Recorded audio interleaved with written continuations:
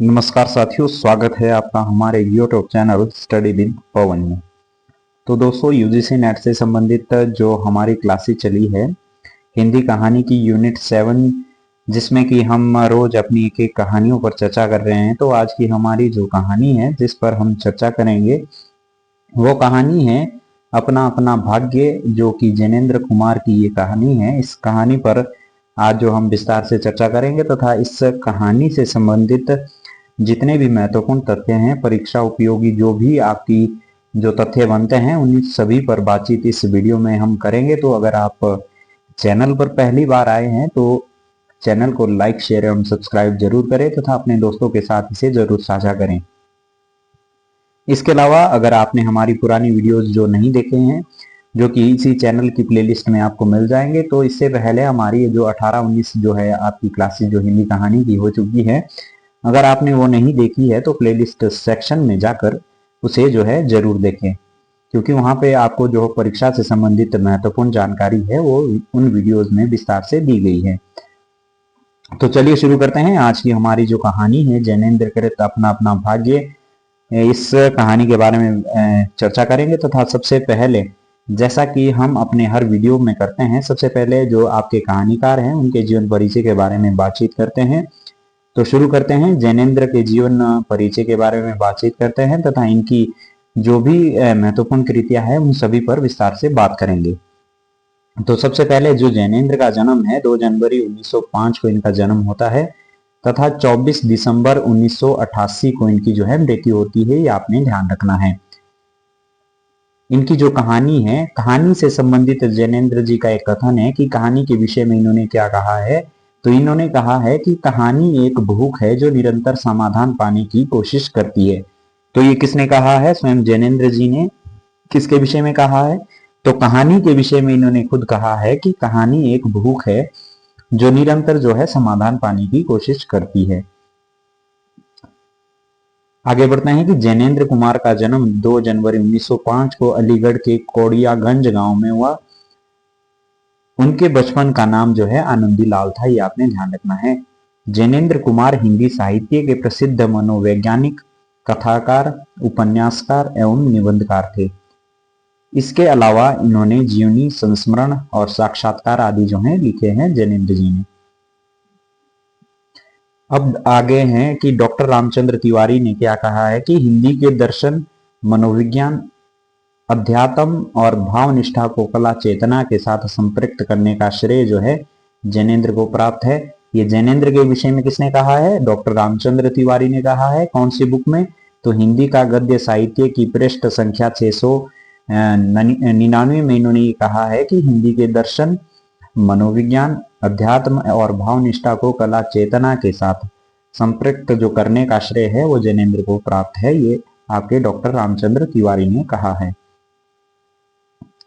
कुछ लोगों का मानना है कि यह कहानी कलकत्ता से निकलने वाली विशाल भारत पत्रिका में सन 1929 ईस्वी में इसका पहला प्रकाशन हुआ था। तो यह आपने ध्यान रखना है कि जो अपना अपना भाग्य जो हमारी कहानी है, जिस कहानी के बारे में हम बातचीत कर रहे हैं, तो ये कहानी सबसे पहले कलकत्ता से निकलने वाली कौन सी पत्रिका है? विशाल भारत नामक जो पत्रिका है, उस पत्रिका में ये सन 1929 ईस्वी में पहली बार जो है प्रकाशित हुई थी। आपने ध्यान रखना है। और जो ये कहानी है आपकी अपना अपना भाग्य, ये कहानी आपके वातायन जो कहानी संग्रह है इनका, इसमें ये जो है सबसे पहले जो है इस कहानी संग्रह में ये संकलित है। ये आपने ध्यान रखना है, क्योंकि प्रश्न बन सकता है कि जो अपना अपना भाग्य कहानी है कौन से कहानी संग्रह में संकलित है? तो वातायन नामक कहानी संग्रह में ये संकलित है। ये आपने ध्यान रखना है। चलिए अब बात करते हैं इनकी प्रकाशित कृतियों के बारे में। इनके द्वारा कौन कौन सी रचनाएं जो है इन्होंने जो रची है। तो सबसे पहले उपन्यासों के बारे में बातचीत करते हैं। तो इनके उपन्यास जो क्रम से आपने अपने पास नोट डाउन करने हैं। आपने उपन्यास का नाम लिखना है और उसके आगे उसका प्रकाशन वर्ष जो है जरूर लिखना है। तो सबसे पहले जो इनका उपन्यास है, परख जो है 1929, सुनीता 1935, त्यागपत्र 1937, कल्याणी 1939, विवर्त 1953, सुखदा 1953, व्यतीत 1953 और जयवर्धन 1956, मुक्तिबोध 1966, अनंतर 1968, अनाम स्वामी 1974, दशार्क 1985। जो दशार्क है इनका ये अंतिम उपन्यास है, ये आपने ध्यान रखना है। तो आप क्रम से इनको जरूर नोट करें, क्योंकि परीक्षा में आपके जो है आपके क्रम से लगाने वाले प्रश्न अक्सर बनते हैं। तो उपन्यासों का क्रम अगर लगाने को आता है तो आपको ध्यान रहना चाहिए कि किस उपन्यास का प्रकाशन वर्ष जो है क्या है। तो आगे बढ़ते हैं, अब इनके कहानी संग्रहों के बारे में बातचीत करते हैं कि इनके कौन कौन से जो है कहानी संग्रह हैं। तो सबसे पहले फांसी 1929, वातायन 1930, नीलम देश की राजकन्या 1933, एक रात 1934, दो चिड़िया 1935, पाजेब 1942, ध्रुव यात्रा 1944, जय संधि 1949 तथा जैनेन्द्र की कहानियां जो कि 7 भागों में प्रकाशित हुई है। तो ये आपने ध्यान रखना है। इसी प्रकार जिस प्रकार उपन्यास को आपने क्रम से नोट डाउन करना है, उसी प्रकार जो है आपने कहानी संग्रह भी आपने प्रकाशन वर्ष के साथ जो है नोट करने हैं।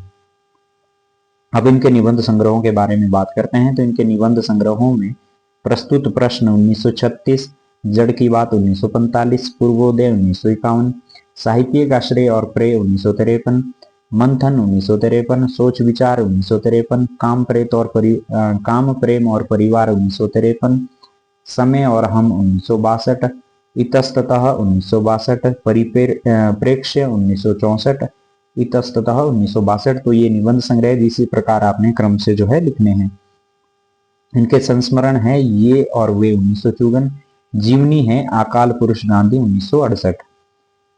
इनके संपादित ग्रंथों में साहित्य चयन निबंध संग्रह 1951, विचार वल्लरी निबंध संग्रह 1952, सहायक ग्रंथ जैनेन्द्र साहित्य और समीक्षा जो कि राम रत्न भंडार द्वारा जो है प्रकाशित हुआ है।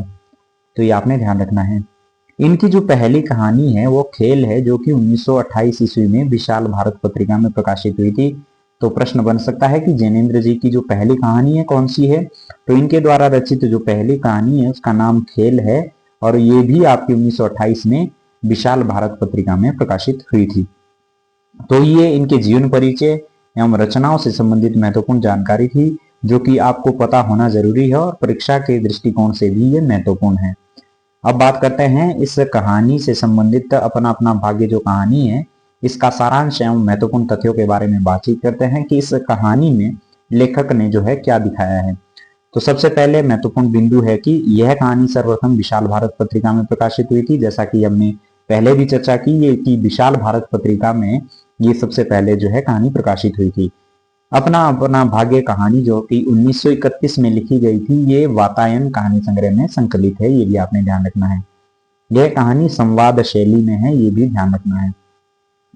अब बात करते हैं कि जो ये वातायन कहानी संग्रह है इसमें कितनी कहानियां संकलित है। तो ये जो 13 कहानियां हैं इस वातायन कहानी संग्रह में है। और ये 13 कहानियां कौन कौन सी है। तो सबसे पहले फोटोग्राफी, खेल, चोरी, अपना अपना भाग्य, अंधे का भेद, दिल्ली में, आतिथ्य, ब्याह, निर्मम, साधु की हट, चलित चित्त, तमाशा और भाभी, जो ये है इस कहानी संग्रह में संकलित आपकी कहानियां हैं। 13 कहानियां ये है, ये भी आपने ध्यान रखना है कि वातायन कहानी संग्रह में कौन कौन सी कहानियां आपकी संकलित है। बात करते हैं कि कहानी अपना अपना भाग्य में जैनेन्द्र जी ने बड़ा ही मार्मिक ढंग से एक गरीब बच्चे का जो है चित्रण किया है। तो इस कहानी में क्या चित्रित है, एक गरीब बच्चा है, उसका जो चित्रण है इस कहानी में किया गया है। गरीब बच्चा जो है सर्दी से मर जाता है क्योंकि अमीर लोगों ने उसके प्रति संवेदना नहीं दिखाई, ये आपने ध्यान रखना है। इस कहानी का अंत दुखांत है और ये पाठक को सोचने के लिए विवश कर देती है कि सामाजिक विषमता की जो खाई है उसमें मनुष्य इतना संवेदनहीन कैसे हो सकता है। गरीब की उपेक्षित जीवन जीने की मजबूरी और अमीर वर्ग के द्वारा निर्दयी व्यवहार को दिखाना ही लेखक का मुख्य उद्देश्य है। तो इस कहानी में लेखक ने क्या दिखाया है कि एक जो गरीब व्यक्ति है उसकी मजबूरी है, जीवन जीने की मजबूरी है, और जो अमीर वर्ग है उसके द्वारा हमेशा जो है गरीबों के साथ जो है निर्दयतापूर्ण जो है व्यवहार किया जाता है। ये इस कहानी में लेखक ने दिखाया है, ये आपने ध्यान रखना है। अब बात करते हैं कि इस कहानी में पात्र कौन है। तो इस कहानी में 10 वर्ष का एक अनाथ बच्चा है, कथानायक है और कथानायक का मित्र, जो इसमें 3 पात्र आपके महत्वपूर्ण हैं। एक तो 10 वर्ष का अनाथ बच्चा है, उम्र कितनी है 10 वर्ष है। कथानायक है और कथानायक का मित्र है। यह कहानी आपकी आत्मकथनात्मक शैली मतलब मैं शैली में लिखी गई है और ये 4 भागों में है। यह भी आपने ध्यान रखना है कि कितने भागों में है। तो ये कहानी आपकी 4 भागों में है।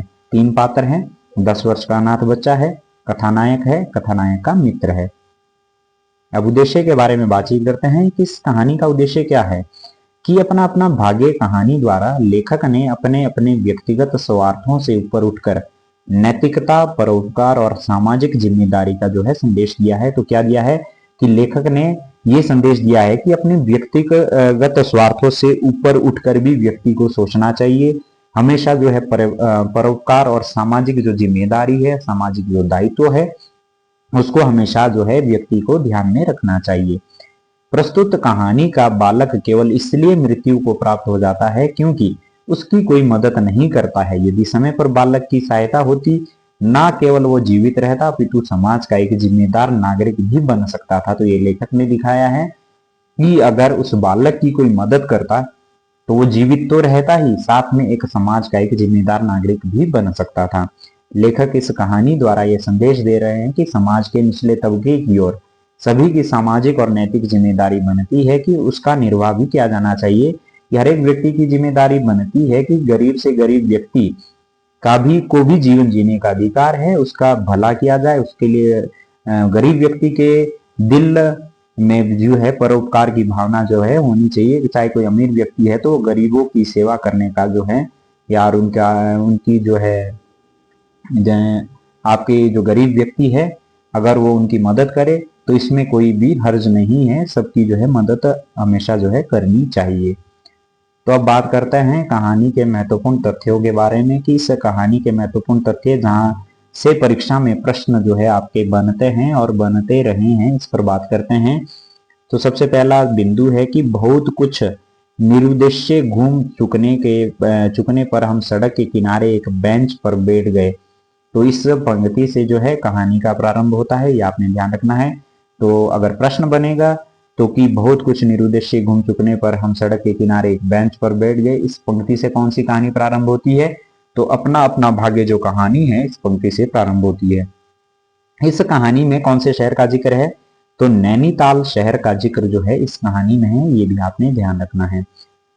अगला बिंदु है कि लेखक के होटल के सामने अंग्रेजों का एक प्रमोद गृह था जहां सुहावना रसीला बाजा बज रहा था। तो प्रश्न बन सकता है कि जो कहानी में जो रसीला बाजा है वो कहाँ बज रहा था। तो अंग्रेजों का जो प्रमोद गृह है उसमें ये जो है बाजा बज रहा था। अगला बिंदु है कुल लक्ष्मी। कुल लक्ष्मी कौन है। लेखक की पत्नी को जो है इस कहानी में कुल लक्ष्मी जो है कहा गया है। अगला बिंदु है कि पोलो के मैदान का जिक्र इस कहानी में है। अगला बिंदु है कि हॉकी बच्चे खेल रहे थे। तो हॉकी कौन खेल रहे थे। जो वहां बच्चे एकत्रित हुए थे वो वहां पे क्या है हॉकी खेल रहे थे। 11 बार टन टन की ध्वनि। तो ये भी आपने ध्यान रखना है कि जो टन टन की ध्वनि कहानी में आती है, कितने बार जो है टन टन की ध्वनि बजती है। तो 11 बार जो है टन टन की ध्वनि बजती है। अब आप सोच रहे होंगे कि इस प्रकार के जो प्रश्न है वो कहाँ बनते हैं। तो अगर आप प्रीवियस ईयर के अपने प्रश्न जो है उठाकर देखते हैं तो इस प्रकार के प्रश्न जो है परीक्षा में पूछे जा रहे हैं। रात के ठीक 1 बजे तालाब के किनारे बेंच पर बैठ गए। तो कितने बजे। रात के ठीक 1 बजे तालाब के किनारे वे दोनों जो है बेंच पर बैठ गए थे, लेखक और उनके मित्र जो है। अगला बिंदु है कि 3 गज की दूरी से दिख पड़ा एक लड़का, उम्र 10 वर्ष। तो इस कहानी में जो अनाथ बच्चा है उसकी उम्र कितनी है 10 वर्ष है। लेखक और उसके मित्र जब बेंच पर बैठे थे तो 3 गज की दूरी से उन्हें वो लड़का दिख पड़ा था। जो लेखक के जो माँ बाप है वो 15 कोस दूर गांव में उसके माँ बाप जो है रहते थे। लेखक और उसका दोस्त 4 रुपए किराए वाले कमरे में सोने जाते हैं। तो लेखक और उसका मित्र जहां रुके थे उस कमरे का किराया कितना था। तो 4 रुपए जो है किराया था, ये भी आपने ध्यान रखना है। लेखक के मित्र ने लड़के को होटल डी पब में 10 बजे मिलने बुलाया था। तो लेखक के जो मित्र हैं उन्होंने उस गरीब लड़के को जो है कौन से होटल में बुलाया था। तो होटल डी पब में 10 बजे मिलने जो है बुलाया था। लेकिन होता क्या है कि उसी रात ठंड से जो उस पहाड़ी बालक की है वो मृत्यु हो गई। मानव दुनिया की बेहयाई को ढकने के लिए प्रकृति ने शव के लिए सफेद और ठंडे कफन का प्रबंध कर दिया था। सब सुना और सोचा अपना अपना भाग्य। तो इस पंक्ति के साथ जो है कहानी जो है आपकी समाप्त होती है कि उसकी जो आपका गरीब बच्चा होता है उसकी कोई मदद नहीं करता है। तो लेखक ने लिखा है अंत में कि मानव दुनिया की बेहयाई को ढकने के लिए प्रकृति ने शव के लिए सफेद और ठंडे कफन का जो है प्रबंध स्वयं जो है कर दिया था। वो सब जब उस गरीब बच्चे की मृत्यु हो जाती है तो लेखक सोचता है कि अब सब सुना और सोचा कि अपना अपना भाग्य, कि सबका जो है अपना अपना भाग्य है, कोई किसी के लिए कुछ नहीं कर सकता है।